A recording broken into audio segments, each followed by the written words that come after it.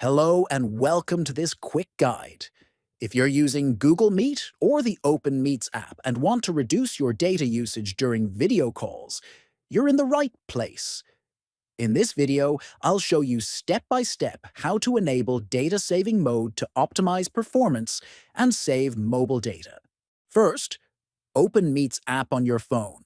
Next, tap on the three horizontal lines located in the top left corner of the screen.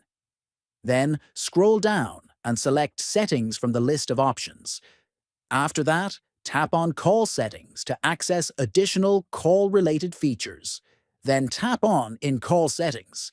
Now, within Call Settings, look for the option labeled Data Saving Mode. Finally, tap the toggle or switch to enable Data Saving Mode. Once it's on, your app will use less data during calls by lowering video quality and disabling some background features. That's it.